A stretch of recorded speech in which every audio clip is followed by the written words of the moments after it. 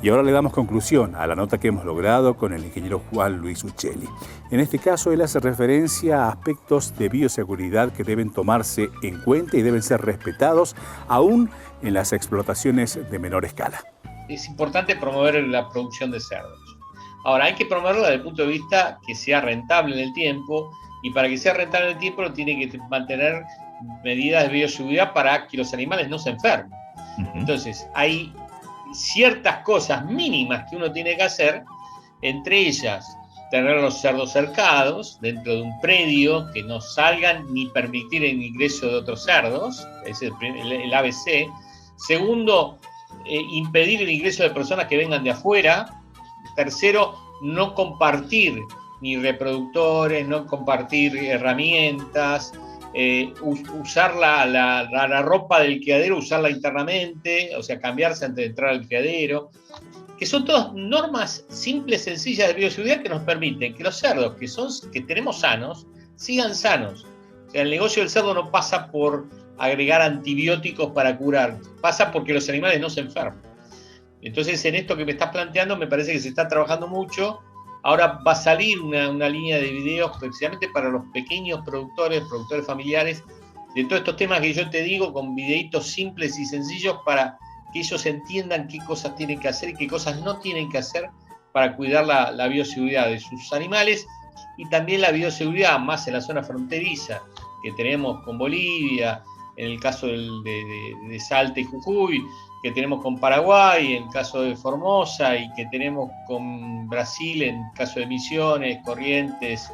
Es un tema de que tenemos que cuidar esa zona para que no entre la peste porcina africana. O sea, obviamente no está en ninguno de los países que nombré anteriormente, no está en una isla del Caribe, pero si llegara a pasar al continente, uno tendría que cuidarse, y entonces por eso estamos capacitando a los productores en todo este tema de bioseguridad, que son elementos básicos para esto.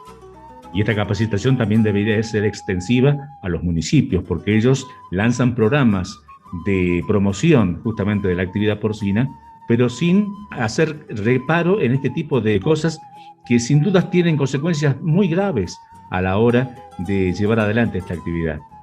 Y hay una más.